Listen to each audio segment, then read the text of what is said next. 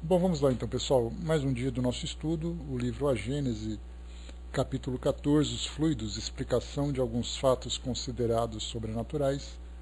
Nós vamos hoje estudar a partir do item número 40. Nós conversamos no nosso encontro anterior sobre a transfiguração.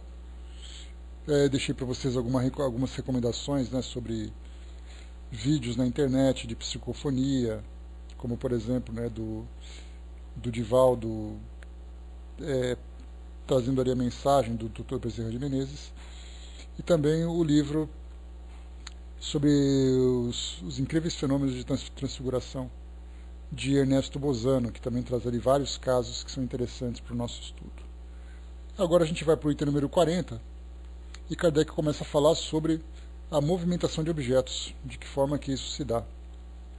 É muito comum nos filmes que nós assistimos, ou nos filmes que alguns assistem, quando fala sobre poltergeist, quando se fala sobre casas assombradas, sobre a intervenção dos espíritos do mal no mundo físico, ou mesmo de bons espíritos, né? Inevitável nós lembrarmos daquela cena em que o espírito Sam, no filme Ghost, faz aquela moedinha flutuar em direção à sua amada Molly. Então nós temos ali várias situações de espíritos de diversas categorias realizando esse fenômeno. Então a mídia, diferentemente do que acontecia na época de Kardec, a memória aqui está hoje, quarta-feira, está uma maravilha. Vamos ver na sexta-feira. Então, na época de Kardec, simplesmente histórias eram contadas através dos jornais ou através de revistas ou por meio de cartas, e aí então ficava a critério do leitor estimular a sua imaginação para poder visualizar aquela cena, aquela situação. Hoje, através da mídia que nós temos no século XXI, o cinema, a televisão, tem então a incumbência de realizar essa fantasia através, né, dos efeitos especiais. Então, para nós fica muito mais complicado ver isso dentro da sua realidade, porque sendo estimulados pela ficção, nós começamos então não apenas a observar o fenômeno e acreditar que ele é real do modo como ele é apresentado, mas principalmente ter uma interpretação diferente da realidade do mundo espiritual. Quem são os espíritos, onde eles vivem, de que forma que eles atuam, o que existe exatamente após a morte física, enfim. Começamos então a fazer ali a nossa... ver aqui no mundo hoje, nessa comunicação global que nós temos tão dinâmica e tão estreita, fazendo com que as nossas histórias fictícias acabem se passando por realidade. Então, lendo esse texto de Kardec, que fazia uma análise fria daquela realidade, nós podemos hoje utilizar essas referências para interpretarmos aquilo que nós vemos hoje na nossa ficção. Então vamos entender de que forma que acontecem de que forma que acontece esse fenômeno. Bom, ele começa dizendo para nós o seguinte, né? Primeiro ele lembra, lá no início, quando os espíritos começaram a se manifestar de uma forma organizada, já que durante a história da humanidade os espíritos sempre estiveram presentes, nas mais variadas culturas, com os mais variados objetivos, das mais variadas categorias. E aí então, a partir do século XIX, ali por volta de 1850, quando as mesas girantes começaram então a se tornar mais presentes na sociedade europeia e também na América do Norte, né?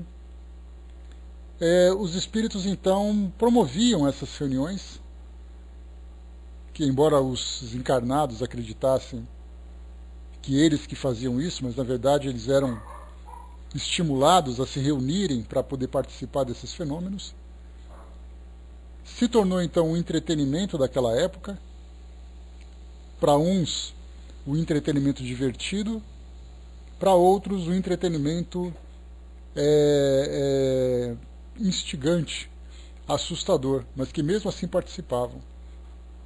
E aí então Kardec depois, se a gente lembra, a partir de 1855, portanto 2 anos antes do lançamento do Livro dos Espíritos, começou então a analisar os fenômenos, não apenas para se divertir ou presenciar um fenômeno como sendo ali um grande evento, mas começou a analisar para ver o que exatamente acontecia, quem eram os responsáveis, qual era o propósito daquelas manifestações, já que essas reuniões eram tão presentes naquela sociedade. Então, a partir de agora, assim como já no Livro dos Médiuns, Kardec já trazia ali algumas explicações, ele então trouxe menos profunda, é claro, mas não menos importante. E aqui então ele encaixa exatamente esse fenômeno no capítulo dos fluidos, exatamente porque esse é o principal agente para a realização desse fenômeno. Então vamos lá. Bom dia, Ligeirinho, bom dia, Nando. Item número 40. Os fenômenos das mesas girantes e falantes, também conhecido, a gente lembra, como mesas dançantes, da suspensão etérea dos corpos pesados, da escrita mediúnica, tão antigos quanto o mundo, mas comuns atualmente. Olha o detalhe que ele colocou, ser comum atualmente exatamente por causa da quantidade de eventos que eram presenciados naquela época e naquela região. Nos dão a explicação de alguns fenômenos análogos espontâneos, aos quais se atribuíam, pela ignorância da lei que os rege, um caráter milagroso e sobrenatural. Tais fenômenos estão baseados nas propriedades do fluido perispiritual, tanto dos encarnados quanto dos espíritos livres. Então aqui a gente já, nesse primeiro parágrafo, já começa a colocar como ponto fundamental a necessidade de uma combinação de fluidos de encarnados, que é aquele mais denso que nós chamamos de ectoplasma, como daquele mais sutil dos espíritos, que vemos então o mesmo fluido numa condição mais etérea, que Kardec denomina de fluido perispiritual. Com a ajuda do seu perispírito, é que o espírito agia sobre o seu corpo vivo. É ainda por intermédio desse mesmo fluido que ele se manifesta, atuando sobre a matéria inerte, que ele produz os fluidos, os movimentos das mesas e de outros objetos que ele levanta, derruba ou transporta. Então, a mesma condição em que nós nos encontramos de movimentar o nosso corpo físico através dos fluidos, desse fluido perispiritual, a mesma coisa análoga, ou seja, semelhante, acontece com os objetos inertes. A diferença, obviamente, que a nossa ligação com o nosso corpo físico, ela deve ser entendida de uma forma muito mais complexa, muito mais profunda, do que simplesmente vincular, fazer uma comparação com aquilo que é feito com uma mesa, com um objeto qualquer. Então a gente lembra, que o nosso perispírito se vincula ao corpo físico molécula a molécula, tem ali uma grande carga fluídica ligando os dois elementos, e somente depois da desencarnação é que é rompido então essa conexão, porque do contrário nós podemos imaginar, mas seria possível um espírito fazer com que o corpo de um morto ou um cadáver se movimente? Poderia, dentro do mesmo princípio de que ele faria com qualquer outro objeto inerte. Mas claro que seria uma ligação temporária e que demandaria uma grande carga fluídica para que o espírito pudesse interagir dessa forma com a matéria. Aliás, seria uma cena muito interessante nós imaginarmos, dentro de um necrotério ou no momento de um velório, um braço, um corpo, qualquer movimento do cadáver acontecer para assustar aqueles que são os presentes, Mas a gente vê que, pela lógica, isso é possível. Eu não conheço particularmente nenhum caso, mas certamente é possível. Esse fenômeno nada tem de surpreendente se considerarmos que, entre nós, os mais possantes motores encontram nos fluidos mais rarefeitos e mesmo imponderáveis, como o ar, o vapor e a eletricidade. E aí nós temos ali também, né, no caso, máquinas pneumáticas, máquinas hidráulicas, máquinas elétricas. Tudo isso, todo esse movimento acontece exatamente por causa dessa capacidade que os fluidos têm, em determinadas circunstâncias, de atuar sobre essa matéria, fazendo com que, como nós vemos, né, máquinas hidráulicas que realizam trabalhos para nós que a princípio seriam inimagináveis, mas que fazem acontecer. Então Kardec faz uma comparação dos fluidos, desses fluidos sutis, derivados do fluido cósmico universal, mas semelhante ali à condição do perispírito, também realizarem esse mesmo fenômeno. No caso, a gente tem tanto a eletricidade como o eletromagnetismo também, né, que são duas forças invisíveis para nós, mas que são capazes de grande realização, de grandes realizações. E também diz para nós, né, é também com o auxílio do seu perispírito que o espírito faz com que os médiuns escrevam, falem e desenhem, não tendo corpo tangível para agir ostensivamente quando quer se manifestar, ele se utiliza do corpo do médium, cujos órgãos toma por empréstimo, e o faz agir como se fora o seu próprio corpo, mediante o eflúvio fluídico que verte sobre ele. Então já começamos aqui a entrar dentro do campo da mediunidade ostensiva para comunicações inteligentes, não simplesmente um efeito físico, embora através dos efeitos físicos os espíritos também possam se comunicar, mas de um modo geral se torna muito mais prático, muito mais fácil entendermos que essas comunicações inteligentes se dão através dos médiuns. Bom dia, Cássio. E continua. É por esse mesmo meio que o espírito atua sobre a mesa, seja para fazê-la mover-se sem significação determinada, seja para fazê-la dar pancadas inteligentes, indicando as letras do alfabeto, para formar palavras e frases, fenômeno designado sob o nome de tipologia. Então aqui a gente começa, né, que também através desses fenômenos físicos, nós temos então as comunicações inteligentes em que os espíritos podem então trazer suas mensagens. E a parte de materialização, Cássio, nós estudamos uns 2 estudos anteriores, na sequência mesmo aqui do próprio livro A Gênese, né? Então, também faz parte, né, dos eventos, dos fenômenos provocados por esse fluido. A mesa não é mais que um instrumento do qual ele se utiliza, assim como faz com o lápis para escrever. Aqui para nós, né, numa nota de rodapé, Kardec coloca como observação: atualmente os médiuns psicógrafos só se utilizam de lápis e papel para transcreverem as mensagens que recebem dos espíritos.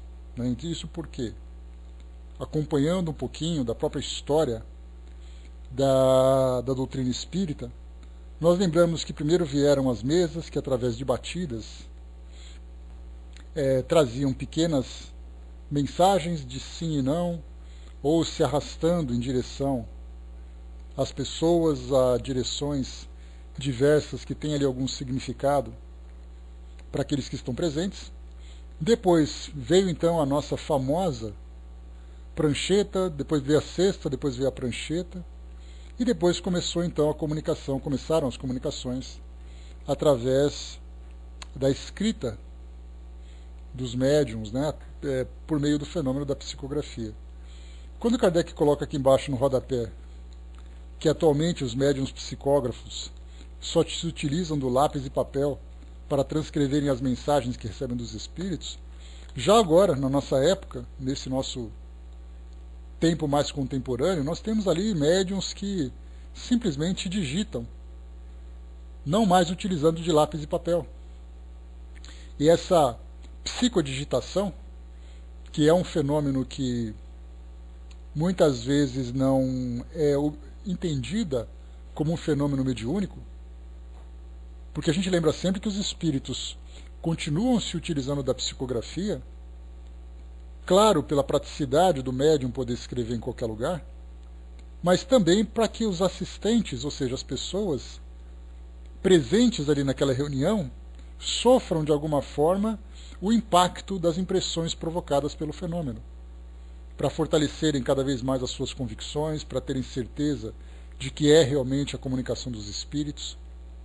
E basta a gente lembrar que uma situação bastante curiosa, descrita na história do Chico Xavier, foram aquelas 3 psicografias que acabaram entrando em processos judiciais para absolver pessoas, 3 jovens que foram acusados de homicídio, porque brincavam com armas e coisa e tal. Vocês se lembram daquilo? E o que é... Dentro dessa história nós temos ali tínhamos um promotor, se não me engano, que era responsável pelo processo, ou um juiz que era responsável pelo processo, eu não me lembro se era promotor ou juiz, que ele então estava datilografando ali a parte do processo. E aí então, segundo o relato que ele traz para nós, a história traz para nós, ele dizia então naquela época que ele entrou num estado de transe, ficando ali algumas horas meio que fora do ar, e quando ele se deu por si, ele viu então que várias páginas haviam sido datilografadas, redigindo exatamente o texto que relatava aquela questão. Tem uma dramatização na época da Rede Globo que tinha feito, né, não me lembro exatamente qual era o nome do programa, mas a Rede Globo mostrou isso, é fácil encontrar. Só colocar psicografia, tribunais, vídeo, vai encontrar alguma coisa no YouTube nesse sentido. E aí então mostra ele, né, claro que aquela encenação toda de joga a cabeça para trás, vai para frente, chacoalha e coisa e tal, e quando ele acorda serenamente, estão ali várias páginas datilografadas. E nos tempos atuais não são raros os depoimentos ou os relatos de médiuns, principalmente aqueles médiuns que fazem psicografia de livros que são publicados na atualidade, deles relatarem que a comunicação se deu através da digitação, não mais através da escrita. O próprio Divaldo Franco também comenta que leva ali a sua máquina de escrever, né, uma pequena máquina de escrever, não sei se hoje ele usa algum notebook, mas que também ele psicografava através da datilografia. Então nós temos hoje a datilografia, ou vamos dizer assim, a psicodatilografia, ou a psicodigitação. Eu me recordo do filme, deixa eu lembrar o nome dele, um filme nacional que fala, um filme espírita nacional, que eu me lembro que numa entrevista, me fugiu o nome do filme agora, um desses que saíram, ali acho que um pouquinho antes de Nosso Lar, um pouquinho depois de Nosso Lar, mas aqueles filmes assim que não eram de grande peso comercial, mas um filme bem interessante. E aí então o escritor, né, aquele que redigiu, o autor do filme, ele comenta exatamente que ele estava digitando e as ideias fluíam na cabeça dele com tanta naturalidade, e ele digitava então aquele roteiro com tanta facilidade que ele entendeu aquilo como sendo um processo mediúnico. Então Kardec, quer dizer, que tudo começou através da tipologia, nas comunicações inteligentes, né, com mais clareza, e depois chegamos agora na nossa época atual, onde os espíritos vieram através da psicodigitação, e também já entrando naquela nova área que é exatamente da transcomunicação instrumental. E todos esses fenômenos dependem do uso desse fluido, que é através do qual os médiuns recebem então a influência dos espíritos que vão manifestar então os seus pensamentos. E continua, o espírito lhe dá uma vitalidade momentânea através do fluido com que a penetra, mas não se identifica absolutamente com ela. E essa passagem aqui ela é destacada no texto, que o espírito não se identifica com ela, que ele quer dizer exatamente isso. O fato de o espírito utilizar uma mesa não significa que o espírito se transforme numa mesa. O fato do espírito fazer uma psicografia não significa que o espírito se transforme também, ou faça com que o lápis se transforme parte de si mesmo. Então, ele até coloca para nós aqui, né, um relato, que ele diz assim: as pessoas que na sua emoção, vendo manifestar-se um ente querido, abraçam a mesa, fazem um papel ridículo. É exatamente como se abraçassem uma bengala que um amigo usa para bater no chão. O mesmo acontece com os que dirigem a palavra à mesa, como se o espírito estivesse dentro da mesa, ou como se a madeira houvesse se tornado um espírito. Então deve ser interessante mesmo, mas é quase que um reflexo, né? Bom dia, meninas que chegaram. E até algo bastante curioso, que as pessoas, no caso de uma mesa, ou no caso de uma psicografia, que é aquilo que acontece nos tempos atuais, as pessoas se dirigem para a mão do médium e pedem para que o espírito responda. Mas aí é algo praticamente natural para nós, inevitável, porque nós precisamos de uma referência e quase que por reflexo nós nos dirigimos para aquele objeto que representa a comunicação que nós estamos aguardando. Então, quando Kardec lembra aqui, né, que pessoas que abraçam as mesas, que quando através das batidas os espíritos se comunicavam, dá para imaginar as pessoas se deitando sobre a mesa, colocando o rosto e falando assim: nossa, ainda bem que você apareceu, e coisa e tal. E aí Kardec faz aqui um esclarecimento para nós. Aliás, essa parte de ver que o espírito não se identifica com ela, nós podemos imaginar quantas vezes isso pode ter acontecido, que eu acredito que aconteceu, embora nós não possamos dimensionar, quantas vezes objetos utilizados pelos espíritos acabaram se tornando relíquias. Então, um espírito dentro de uma instituição religiosa que valoriza essa ideia do milagre, ou pessoas que acabam se envolvendo, se aproximando de um fenômeno, recebendo uma comunicação, acabam quase que divinizando aquele objeto, fazendo com que ele se torne um objeto sacro. Seja uma folha de papel, seja uma caneta, um lápis, seja um papel, seja uma mesa, qualquer objeto através do qual o espírito se manifeste. E aí então tornam aquilo como sendo uma relíquia. Colocam no altar, colocam num quadro. Não apenas a mensagem em si, mas o próprio objeto, pelo fato do espírito ter se utilizado dele. E aí ele diz assim para nós então: quando as comunicações ocorrem por esse meio, deve-se imaginar o espírito não na mesa, mas ao lado dela, tal como se acharia se estivesse vivo. E como seria visto se naquele momento ele pudesse se tornar visível? O mesmo acontece nas comunicações escritas. Veríamos o espírito ao lado do médium, dirigindo sua mão ou lhe transmitindo seus pensamentos por meio de uma corrente fluídica.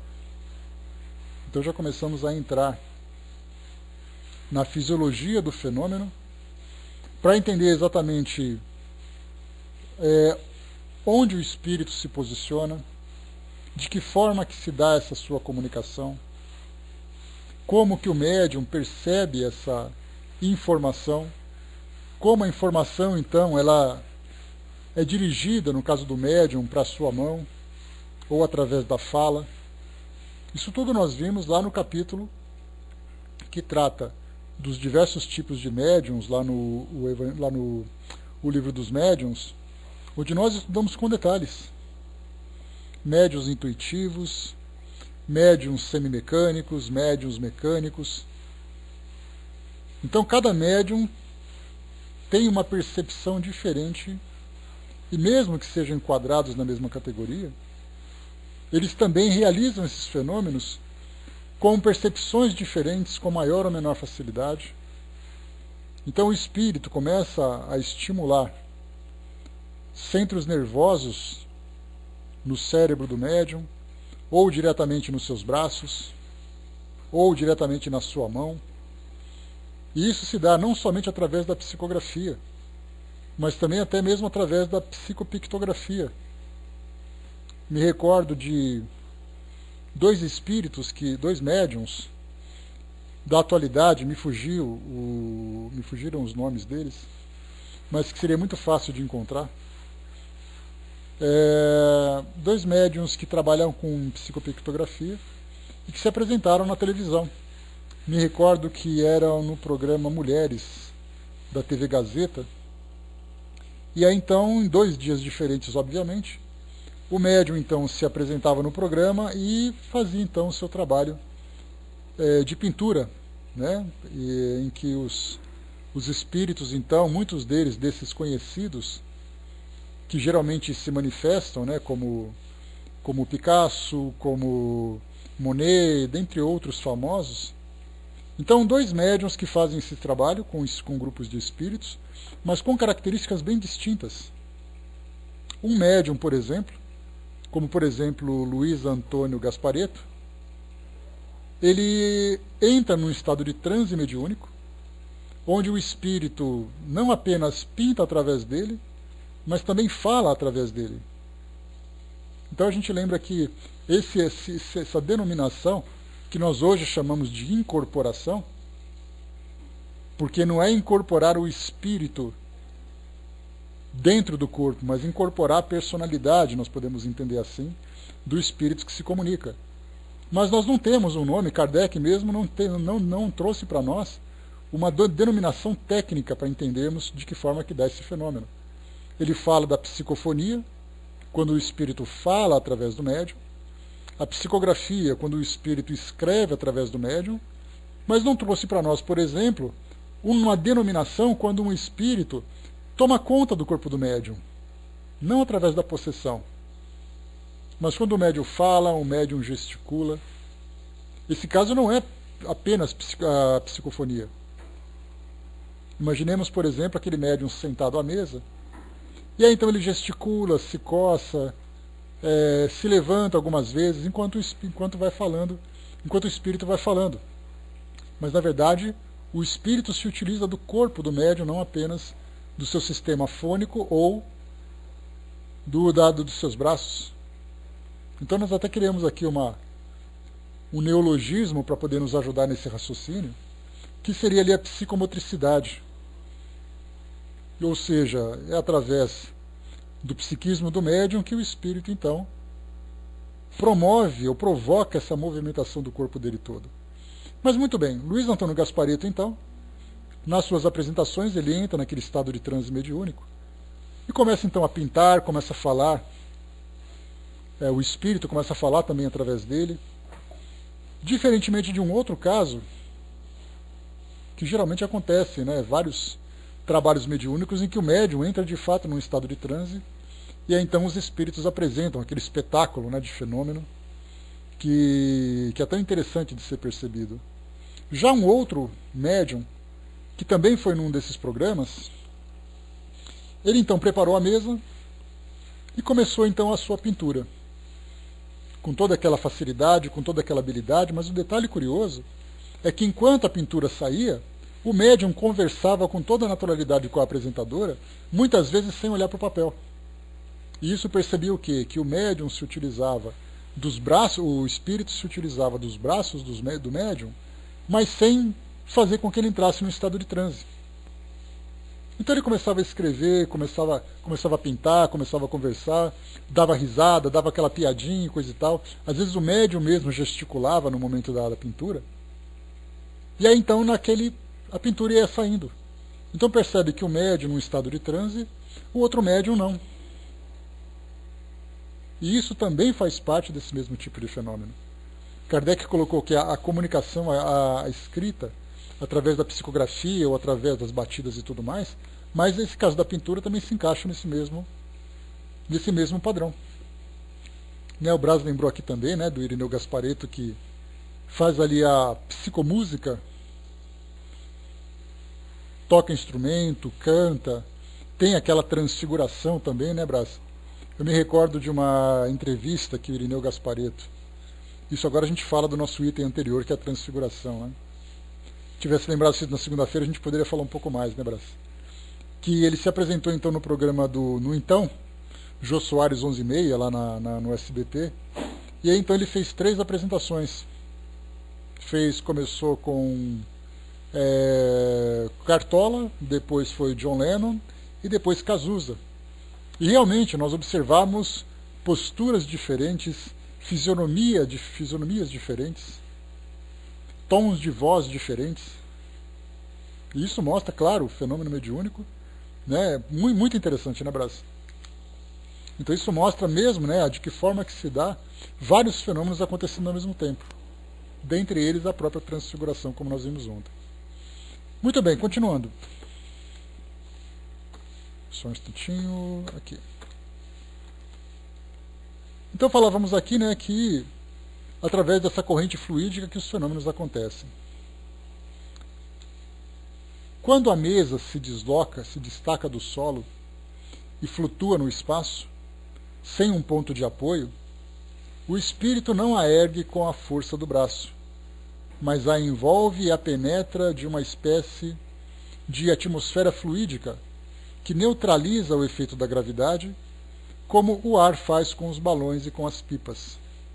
Então aqui já é um detalhe curioso para nós, que mostra um outro tipo de fenômeno, que é essa movimentação de objetos. Quando a gente vê, por exemplo, o próprio fenômeno de poltergeist, que chama a nossa atenção por vários objetos se movimentarem. Depois a gente vai trazer aqui um caso da Revista Espírita, para poder nos ajudar nesse entendimento. E aí então,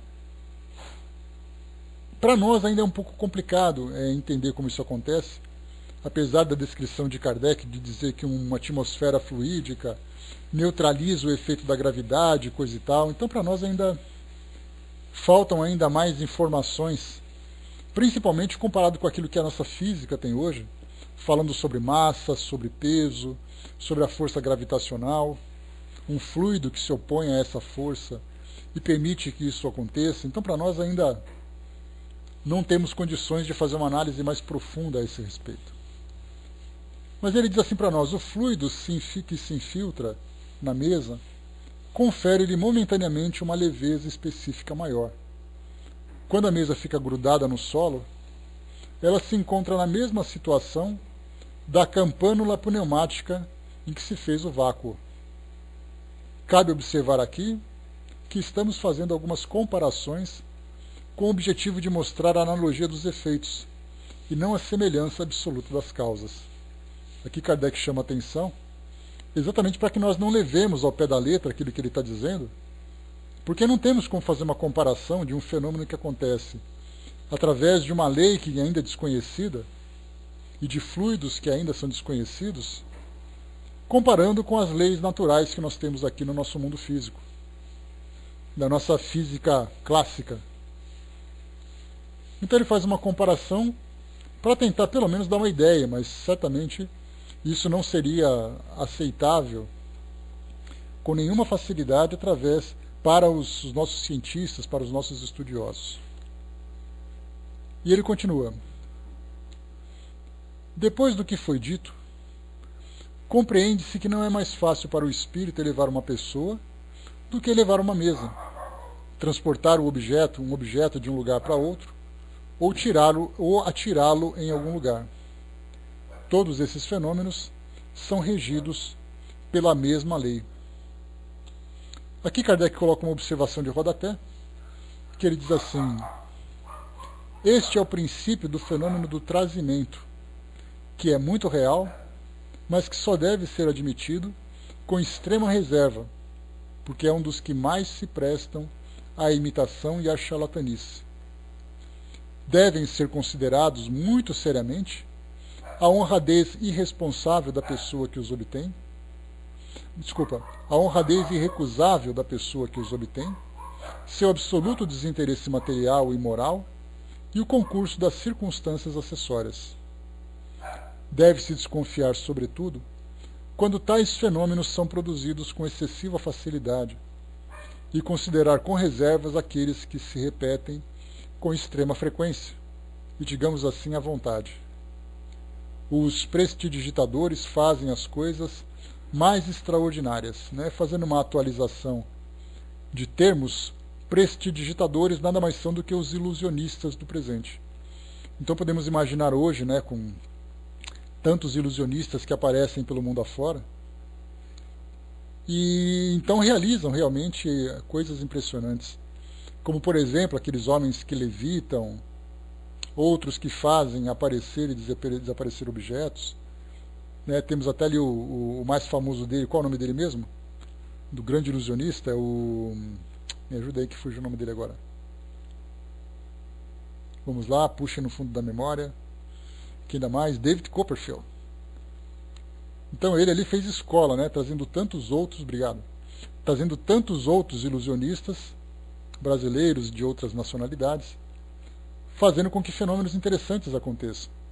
Então certamente as pessoas hoje, exatamente pela facilidade de assistir, foi quase, Armando, quase. Então tem fenômenos interessantes também acontecendo.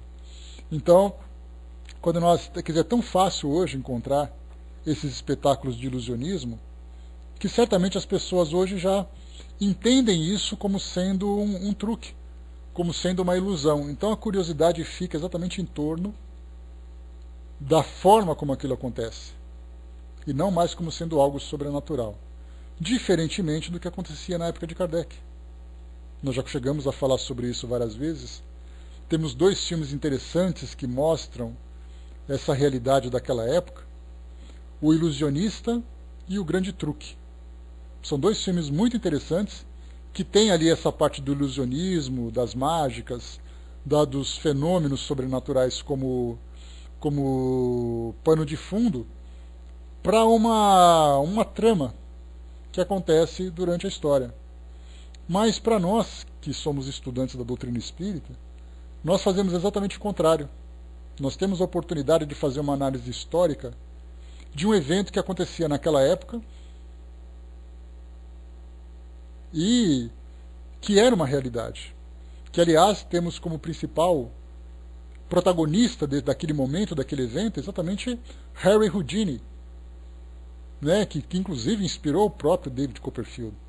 E nós tivemos uma série do Houdini, que passou no canal, foi exibido no canal The History Channel. Foram 2 episódios, se eu não me engano. E, aliás, vocês podem procurar, se vocês quiserem assistir, que vale a pena, porque é interessante, porque existe do Harry Houdini. Normalmente, quando nós vemos alguma apresentação dele em gravações ou reportagens do passado, aquele clássico evento em que ele fica amarrado com uma camisa de força, ele é lançado depois dentro de um tanque de água, dentro de um rio e coisa e tal. Mas a história de Houdini ela é bastante curiosa, porque em certo momento ele teve contato com o Sr. Conan Doyle, que foi exatamente o escritor, né, do nosso bom e velho Sherlock Holmes. E aí então Conan Doyle teve contato com Houdini, se apresentou, e Conan Doyle naquela época já era um espírita e também um estudioso dos fenômenos espíritas. Talvez até um pouco apaixonado demais. Então quando ele via Houdini fazendo uma apresentação, ele se aproximou e disse assim: você é um grande médium. E Houdini tentava negar, falando: não, isso aqui é um truque. Não, o que eu vi foi um fenômeno mediúnico.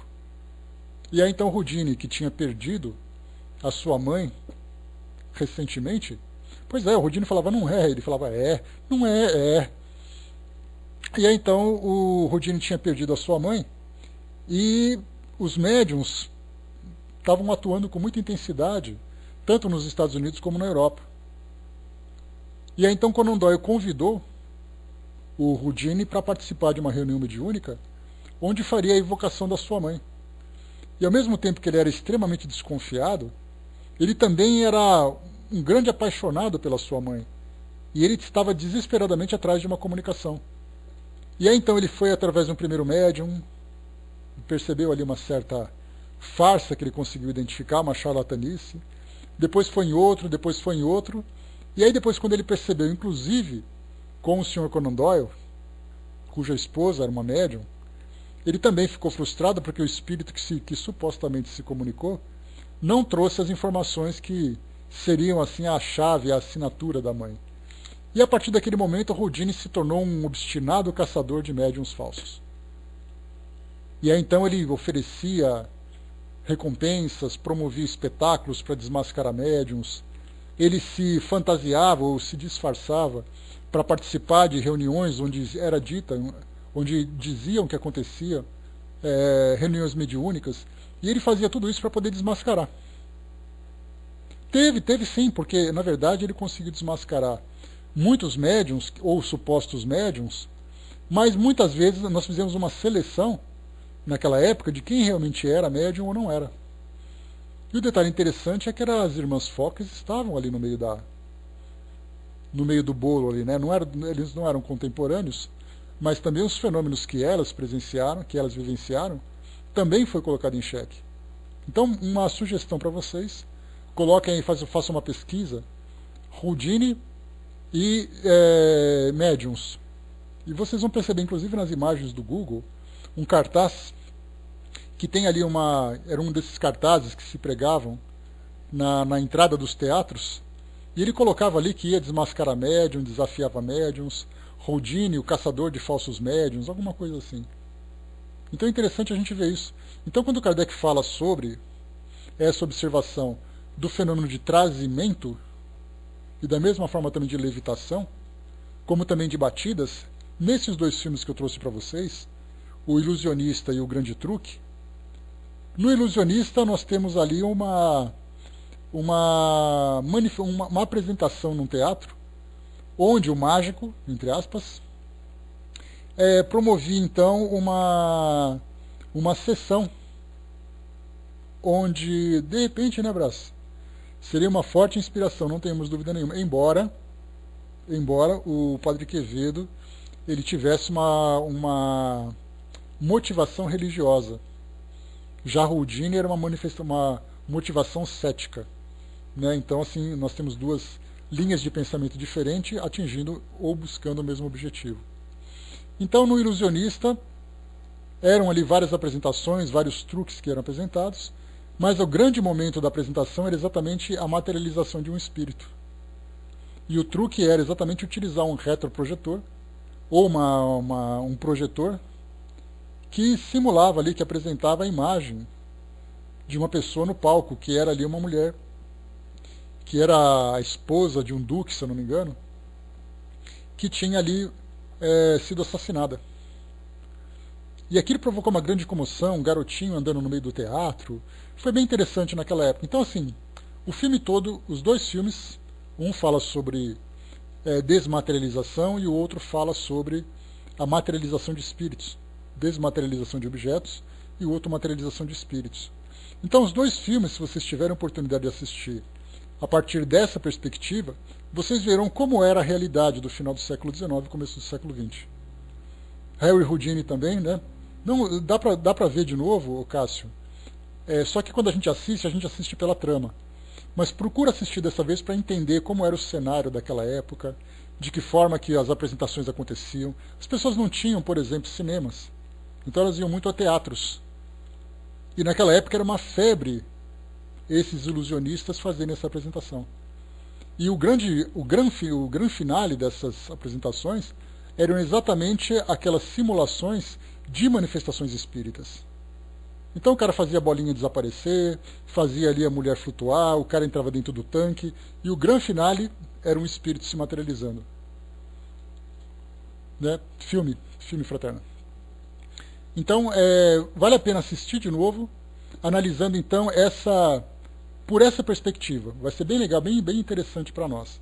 E quem tiver a oportunidade de assistir ao documentário sobre o Houdini, também vale a pena.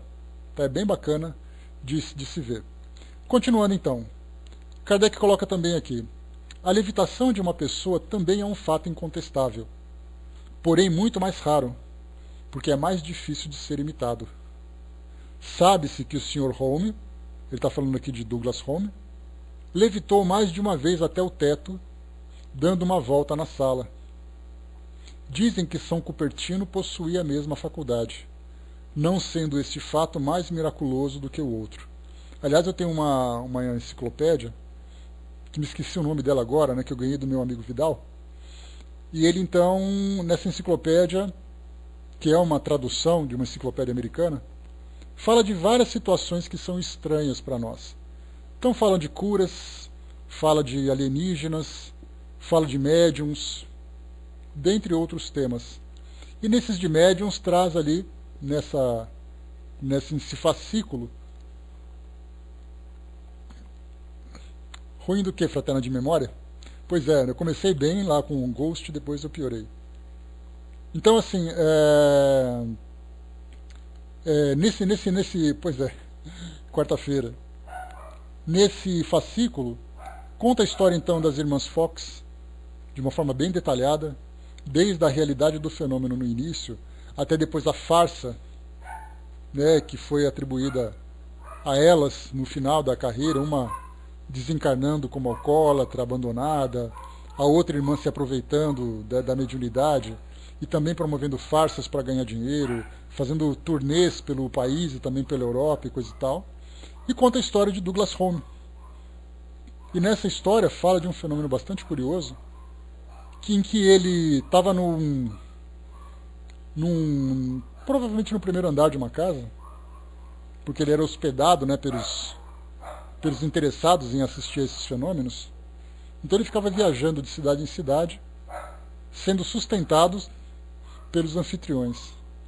E aí então dizia que ele, nesse andar superior, ele saiu de uma janela levitando, deu a volta por fora do edifício e entrou numa outra janela no mesmo cômodo.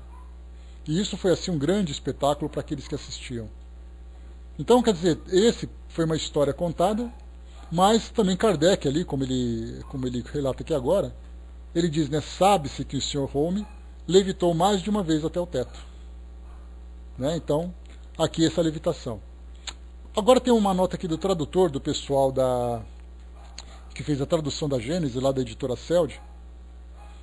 Chega para nós assim, diz assim para nós: o trazimento, citado por Kardec, é uma modalidade de fenômeno de transporte, hoje chamado de aporte, no qual algo é trazido para o recinto onde estão os observadores. Esse aporte é quando objetos de fora do recinto são trazidos e materializados dentro de um ambiente.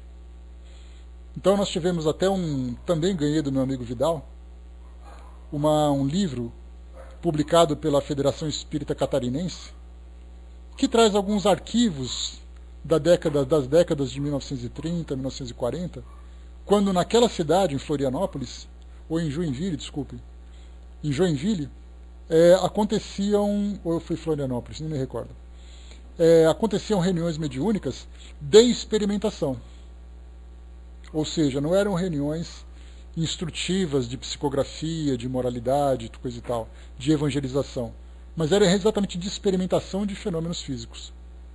Então, nesse livro, nós temos ali as atas apresentadas das reuniões, identificando quem eram os presentes, com todas as suas credenciais, pessoas que faziam parte da sociedade, reconhecidas pelo caráter, e eles então depois faziam a descrição dos fenômenos. E eles então preparavam o ambiente, no caso, por exemplo, de escrita direta, que é quando um texto aparece escrito num papel, sem que ninguém tenha escrito, né? Ou seja, um papel em branco é colocado numa gaveta, depois você tira, tem ali um texto escrito. Como também de voz direta, quando num ambiente uma voz é ouvida por todos, não apenas através da audiência, né, que é um fenômeno mediúnico, em que somente algumas pessoas percebem, e também da parte de aporte. E assim como William Crookes também realizava essas experiências, ele pegava, por exemplo, para saber se realmente um espírito estava aparecendo, pegava uma médium, sentava numa cadeira e amarrava uma médium, para que ela não se levantasse, porque o ambiente, segundo as instruções dos espíritos, deveria ficar em absoluto escuro, para que pudesse facilitar a materialização, já que a luz elétrica, segundo os espíritos dizem, a irradiação eletromagnética da luz acaba prejudicando a composição do ectoplasma. Então ficavam no escuro, então era muito fácil você ouvir um barulho, um objeto se arrastando, no escuro sem ninguém ver. Isso era muito suscetível, né, ao charlatanismo. Então tomavam todas as precauções.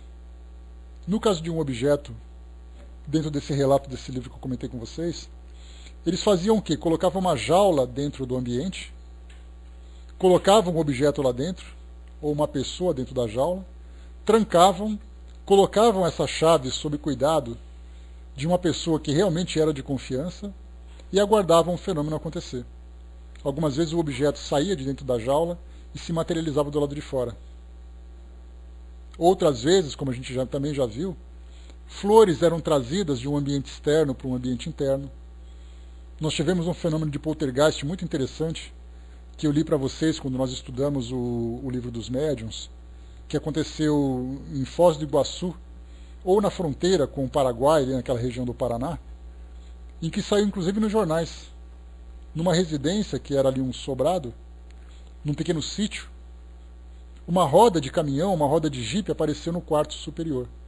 Só que essa roda não tinha condições de entrar no ambiente, porque as janelas eram estreitas e o corredor aquela roda não passava. E ela apareceu exatamente dentro daquele local. E ficou então aquela grande pergunta, como é que aquele pneu, aquela roda foi aparecer naquele quarto? Seria como se nós colocássemos um piano dentro de um pequeno apartamento que não tem espaço nem para entrar nem para sair. Então isso também foi mostrado. Então, quer dizer, o aporte é a desmaterialização de um objeto num determinado local e a sua materialização ou vice-versa.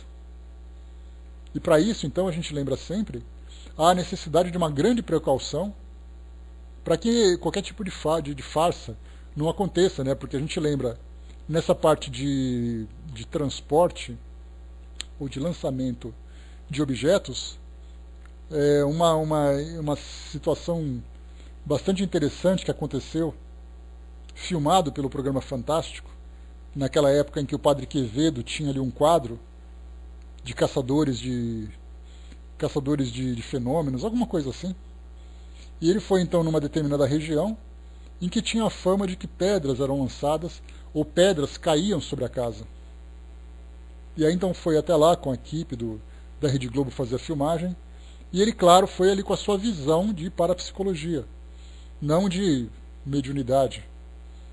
Então classificou uma jovem da casa como sendo o epicentro do fenômeno, aquele indivíduo que atrai, que provoca o fenômeno pela força do pensamento, mesmo de uma forma inconsciente. E ali então objetos eram lançados fora da casa e também dentro da casa. E aí foi interessante que depois, fazendo a análise, eles estavam dentro da casa e de repente um objeto voou dentro da casa. E aí procurou quem foi, quem não foi, quem foi, quem não foi. E quando foram analisar as câmeras, viram a mão de alguém jogando o objeto, que era alguém da família que estava fazendo isso para chamar a atenção. E por outro lado, nós tivemos lá no Rio Grande do Sul, também naquela cena que nós já comentamos, uma jovem que foi tida como sendo uma jovem assombrada ou alguma coisa do gênero, que fenômenos graves aconteciam, de lançamento de objetos, a cama que chacoalhava, fogo que era encontrado, que era provocado espontaneamente.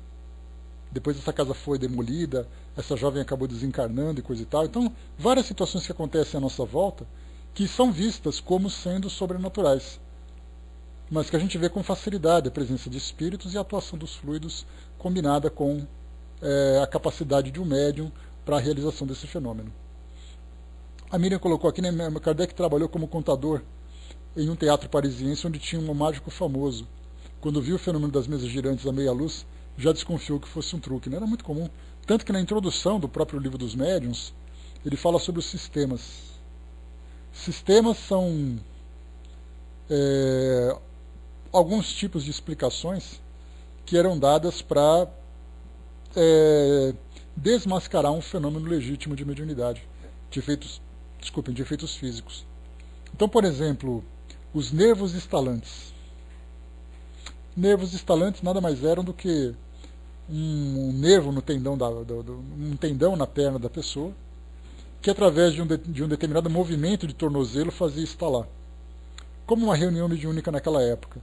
Ela acontecia então, né, dentro de numa penumbra, num ambiente levemente iluminado. O assoalho era de madeira, consequentemente um grampo que caísse no chão faria um barulho, né, de bater na madeira. Então, de repente, todo mundo concentrado, e eles perguntavam assim: tem algum espírito aqui presente? Aí o cidadão dava aquela mexidinha no tornozelo e fazia POC. Todo mundo ficava impressionado. Então acabaram encontrando pessoas que tinham capacidade de fazer com que esses tendões se instalassem e provocassem esses barulhos. Então vários sistemas foram criados de mecanismos, de engenhocas, né, mecânicas que foram também encontradas, né, como alavancas embaixo das mesas, cordas que movimentam de lá para cá, enfim. Tudo foi possível naquela época, né? Então esse trabalho de aporte, que Kardec chama aqui de trazimento, então, hoje também já foi estudado com mais facilidade. Voltando rapidamente para a gente completar aqui o nosso estudo de hoje. Senão a gente não termina. Pois é, eu tenho a minha articulação temporomandibular aqui estala, meu joelho estala, meu pescoço estala. Então eu seria um ótimo médium de efeitos físicos, deitado num chão de assoalho. Nossa, seria assim uma escola de samba passando ali. Uma espreguiçada, então, tem muita gente que espreguiça assim, parece que tem de tudo, né? E ele continua. Quando a mesa persegue alguém, porque tem essas mesas que se movimentam, né? Não apenas a batida das mesas, ou os estalos que ela pode provocar, mas também a movimentação, o arrastamento de um lado para outro. Quando a mesa persegue alguém, não é o espírito que corre, porquanto ele pode ficar tranquilamente no mesmo lugar e dar impulsão à mesa por uma corrente fluídica, com a ajuda da qual ele a faz mover-se à sua vontade. Lá no livro dos médiuns, Kardec traz um relato, se eu não me engano foi lá, em que uma mesa muitas vezes ela se movimenta em direção a alguém, com uma certa tranquilidade, fazendo assim, indo suavemente em direção àquela pessoa, ou fazendo aquele movimento brusco, como se o espírito estivesse, através daquele movimento, demonstrando o seu temperamento, ou o seu humor naquele momento. Então, quando tem aquele arrastamento abrupto, mostra uma certa raiva.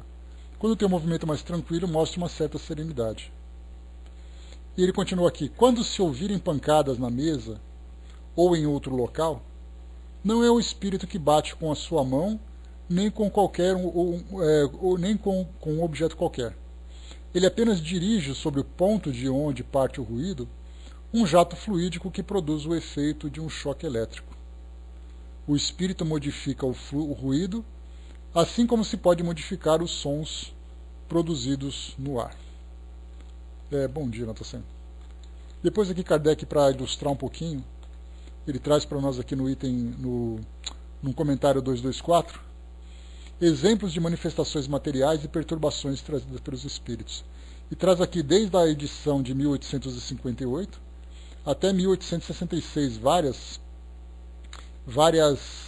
artigos que relatam esses fenômenos, né? E eu separei um deles para a gente poder aqui fechar o nosso bate-papo de hoje, para ilustrar um pouquinho esse nosso estudo, né? Aproveitando aqui esses minutinhos finais.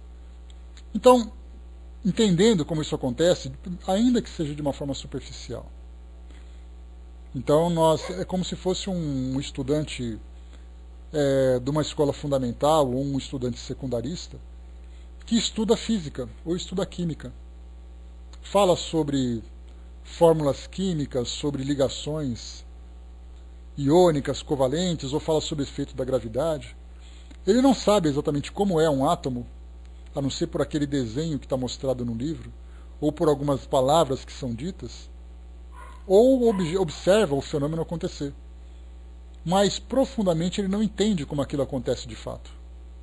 De que forma que essas cargas se atraem, por que uma carga atrai a outra, como as suas cargas são produzidas, como é que um elétron, por exemplo, produz uma carga negativa. Nós sabemos que ele tem uma carga negativa, mas o que faz com que ele tenha uma carga negativa e não positiva? A gente sabe que a força da gravidade, ela atua sobre os corpos, produzindo então aquela força-peso. Aí vai dizer assim, a força da gravidade, que é produzida no centro do nosso planeta, tem uma aceleração de 10 metros por segundo ao quadrado, ou 9,8 metros por segundo ao quadrado, e ele então atrai a massa do corpo, que é uma massa menor do que a da Terra, blá, blá, blá, blá, blá. Mas como isso acontece? O que faz com que essa carga elétrica tenha essa capacidade de atrair os outros corpos? Então isso nós não sabemos. Porque, para entender isso tudo, há necessidade de um estudo mais aprofundado. Então a física hoje pode até proporcionar para aqueles que fazem um estudo de nível superior ou pós-graduado, mas para um estudante secundarista ou fundamental não é possível saber. No nosso caso, que somos estudantes da doutrina espírita, e vemos esses fenômenos acontecerem, nós trazemos teorias, mas não somos capazes de entender como isso acontece dentro de sua profundidade. Para entendermos isso, nós, no mínimo, teríamos que estar desencarnados, para termos uma percepção mais desenvolvida do que acontece, vista, vamos dizer, do outro lado. E mesmo estando do outro lado, por enquanto não, né, Barbudinho? Você prefere ficar só na teoria por enquanto, né? Então, por enquanto, a gente fica só na teoria, lendo aquilo que foi observado e coisa e tal. Mas para entender mesmo, muitas vezes até os espíritos que provocam esse fenômeno não sabem como fazem, como acontece em outras situações. Então, trouxemos essa pequena teoria, já complementado por aquilo que foi trazido no Livro dos Médiuns. E agora vamos aqui para dar uma relaxada, ver uma história que traz para nós esse relato. Bom dia, Manuela. Vamos lá então, variedades. Nós estamos na edição do mês de agosto de 1860. Deixa eu conferir se é agosto mesmo. Abril de 1860. Na seção de variedades, Fraterna colocou, nem temos que usar a razão, a lógica e o bom senso. Mesmo que não entendamos como o fenômeno acontece, Fraterna, o fato de nós sabermos que tem uma explicação já tira da nossa mente aquela fantasia ou aquela ilusão de alguma coisa que é sobrenatural. Nós estamos agora entrando no campo da naturalidade, ainda que de uma forma superficial. Vamos lá então para o nosso texto. O título do artigo é O Fabricante de São Petersburgo. São Petersburgo, né, uma importante cidade lá da Rússia. O fato seguinte de manifestação espontânea foi transmitido ao nosso colega, Sr. Kravtsov, de São Petersburgo, por seu compatriota, o barão Gabriel Tcherkassov, que reside em Cannes, e garante a sua autenticidade. Aliás, parece que o fato é muito conhecido e fez sensação na época em que ocorreu. Então vamos aqui ao relato. No começo do século havia em São Petersburgo um rico artesão que empregava grande número de operários em suas oficinas. Seu nome me escapa, mas creio que era inglês. Homem probo, humano e comportado, não só desfrutava de boa renda de seus produtos, mas muito mais ainda do bem-estar físico e moral de seus operários, que consequentemente ofereciam um exemplo de boa conduta e de uma concórdia quase fraternal.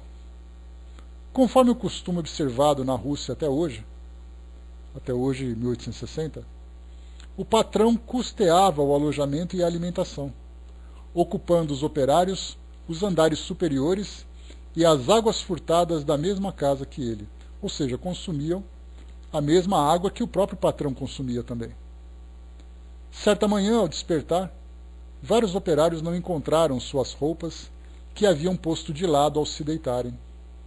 Não se podia pensar em roubo. Conjeturaram inutilmente e suspeitaram que os mais maliciosos tinham querido pregar uma peça em seus camaradas. Enfim, graças às buscas realizadas, encontraram todos os objetos desaparecidos, no celeiro, nas chaminés e até nos telhados. O patrão fez advertências gerais, já que ninguém se confessava culpado. Ao contrário, todos protestavam a inocência. Passado algum tempo, o mesmo fato se repetiu. Novas advertências, novos protestos. Pouco a pouco o fenômeno começou a se repetir todas as noites, e o patrão inquietou-se bastante, porque além de seu trabalho ser muito prejudicado, via-se ameaçado pela debandada de todos os operários, que temiam permanecer numa casa onde se passavam, segundo eles, coisas sobrenaturais. Seguindo o conselho do patrão, foi organizado um serviço noturno, escolhido pelos próprios operários, para surpreender o culpado. Mas nada conseguiram. Ao contrário, as coisas pioravam cada vez mais. Para alcançar seus quartos, os operários deviam subir as escadas que não estavam iluminadas. Ora, aconteceu a vários deles receber pancadas e bofetões, e quando procuravam defender-se, não batiam senão no vazio, enquanto a violência dos golpes os fazia supor que tratavam com um ser sólido. Desta vez o patrão os aconselhou a se dividirem em 2 grupos. Um deveria ficar na parte superior da escada e o outro embaixo. Dessa maneira, o brincalhão de mau gosto não poderia escapar e receber o corretivo que merecia. Mas a previdência do patrão falhou novamente. Os 2 grupos apanharam bastante e cada um acusava o outro. As recriminações tornaram-se atrozes e a desinteligência entre os operários chegou ao cúmulo, de modo que o pobre patrão já pensava em fechar as oficinas e mudar-se. Uma noite estava sentado, triste e pensativo, cercado pela família. Todos estavam abatidos, quando de repente ouviu-se um grande ruído no aposento ao lado, que lhe servia de gabinete de trabalho. Levantou-se precipitadamente e foi procurar a causa do barulho. Ao abrir a porta, a primeira coisa que viu foi sua escrivaninha aberta e o castiçal aceso. Ora, há poucos instantes ele havia fechado a escrivaninha e apagado a luz. Ao aproximar-se, distinguiu sobre a mesa um tinteiro de vidro e uma pena que não lhe pertenciam, além de uma folha de papel sobre a qual estavam escritas essas palavras, que não tinham tido tempo de secar. Manda demolir a parede em tal lugar, em cima da escada. Aí encontrarás ossadas humanas, que mandarás sepultar em terra santa. O patrão tomou o papel e correu a informar a polícia. No dia seguinte começaram a procurar de onde provinham o tinteiro e a pena. Mostrando-os aos moradores da mesma casa, chegaram até o negociante de gêneros alimentícios, que tinha a sua quitanda no rés do chão e que reconheceu e outra com seus. Interrogado sobre a pessoa a quem os havia dado, respondeu: ontem à noite, já tendo fechado a porta da loja, ouvi uma leve batida no postiço da janela.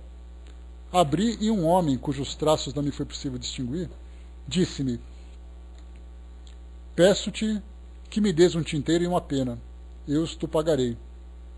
Tendo-lhe passado os 2 objetos, ele me atirou uma grande moeda de cobre, que ouvi cair no assoalho, mas não pude encontrar. Demoliram a parede do lugar indicado, e aí encontraram ossadas humanas, que foram enterradas, voltando tudo ao normal. Jamais se soube a quem pertenciam aqueles ossos. E aí agora Kardec então faz o seu comentário. Fatos dessa natureza devem ter ocorrido em todas as épocas, e vê-se que não são provocados absolutamente pelos conhecimentos espíritas.